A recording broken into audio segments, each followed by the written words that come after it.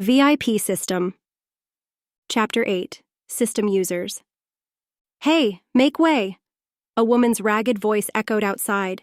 "If you can stand there, continue to work instead." The woman, Rana, pushed through the crowd. She was a well-built swordswoman with a commanding presence, her voice carrying easily over the commotion. Rana had known Amanda for years, their paths crossing in the aftermath of a failed adventure. Amanda saved Rana's life when her party was defeated by a field boss. After that, Rana's party disbanded, but she continued as an adventurer, joining several parties before eventually saving enough to buy farmland outside the capital. Over the years, she expanded her land and recruited people to work for her, but she never stopped practicing her skills. Rana's skin glistened with sweat as she reached Amanda's house, her breath coming in short gasps.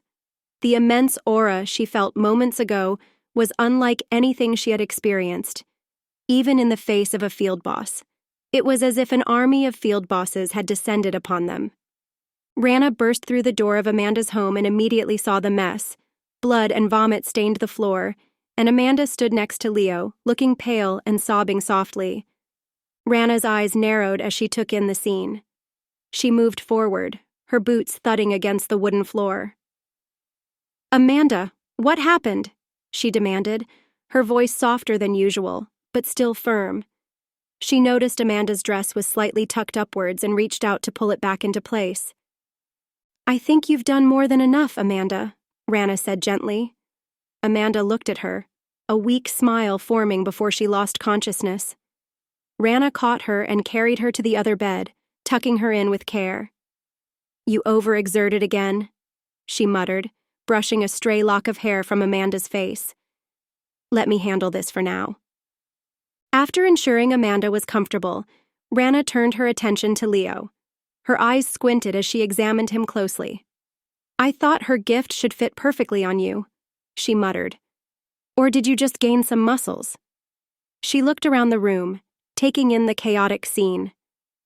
"And what the hell happened here?" she thought. As Leo lay on the bed, his breathing was now steady but his body showing signs of the immense strain he had just endured. Rana's experienced eyes picked up on the faint glow of residual magic around him. She frowned, recognizing the signs of a powerful spell. "Sanctuary, divine restoration, and greater heal," she murmured, identifying the spells Amanda had used. She shook her head in amazement. "You really went all out, didn't you, Amanda?" Rana heard people talking outside and was about to go out when someone entered the house. A man stood proudly in the doorway, scanning the room with sharp, calculating eyes. He wore an outfit that immediately caught her attention, a bright red ensemble adorned with intricate dragon designs. The armor was sleek and imposing, with scales that shimmered like a dragon's hide. Every piece of his clothing screamed of his mastery over dragons, from the detailed embroidery to the imposing dragon emblem on his chest. A legendary spear, seemingly crafted from dragon fangs, rested on his back, its shaft etched with ancient runes and its deadly tip glinting with a menacing aura. Rana's eyes widened and she immediately kneeled before him. "Dragon Lord," she greeted respectfully, her voice steady despite her racing heart. "What brings you to this humble home?" The Dragon Lord did not answer her. He simply walked towards Leo and Amanda, his presence dominating the small room. A female demi-human, who had accompanied him, stepped forward to speak in his stead. She had ears and tails resembling those of a fox, which flicked elegantly as she moved. Her attire was simple yet seductive, hugging her body in a way that highlighted her curves. "We sensed a Lord-level monster in this area," the demi-human explained, her voice soft but commanding. "That is why we came to investigate." Rana looked at her, recognizing the dynamic. This demi-human must be the Dragon Lord's servant, bound to him by the societal norms of this world where slavery, especially of non-humans, was common. The demi-human's dress was simple yet provocative, tailored to accentuate her form without much effort. "Lady Rana," the demi-human continued, addressing her with surprising formality. "What happened here? Where is the monster?" "I don't know where the monster is, milady," she began, her voice steady but respectful. But I felt a powerful aura coming from this area. When I arrived, I found Amanda tending to Leo. There was no sign of a monster.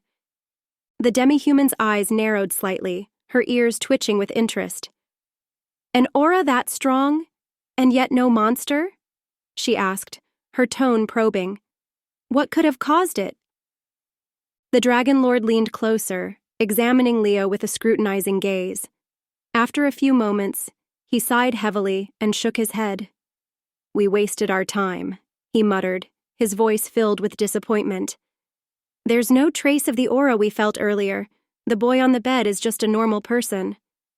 Rana's heart pounded in her chest, but she remained silent, hoping they wouldn't press further. The Dragon Lord turned his gaze to his servant, a mocking smile curling his lips. You thought a Lord-level monster had appeared here? He scoffed. If it weren't for your looks, I would have fed you to my pets by now. The demi-human servant flinched slightly, her ears flattening against her head, but she remained composed. No mere Lord-level monster is that powerful, the Dragon Lord continued, his voice dripping with contempt. That's the power of a system user, and I see no system user in this room. Rana felt a cold sweat trickle down her back. She had to tread carefully. We system users can verify if we see another system user, the Dragon Lord explained, his tone growing more serious. Unless they are too powerful. There are a few system users whose powers I can't verify, but they are so powerful that they have their own kingdoms. He cast a final disdainful glance at Leo and Amanda before turning away. Let's go, he commanded his servant. There's nothing of interest here.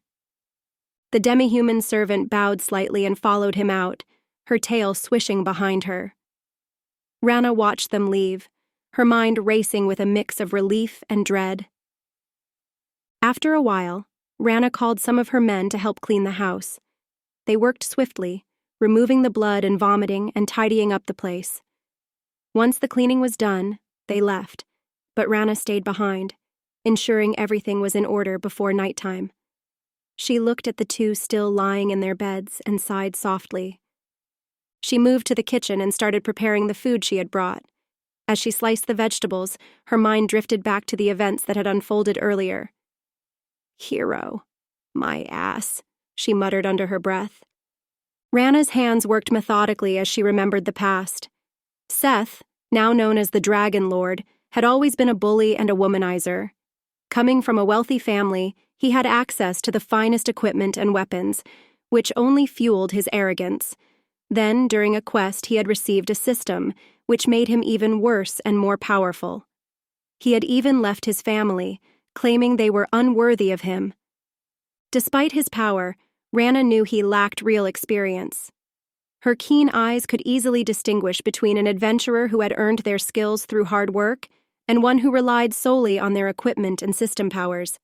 Seth might be able to defeat her instantly with his abilities, but in a fair fight, he wouldn't stand a chance against her.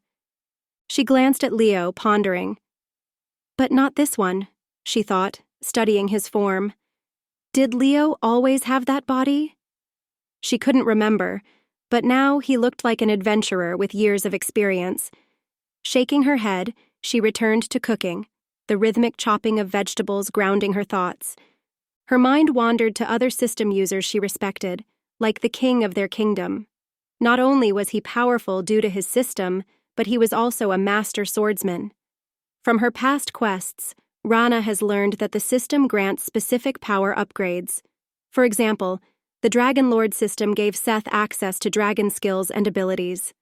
The exact method of obtaining a system remained a mystery, but it was clear that no two systems were alike. Rana glanced over at Amanda, who was still resting.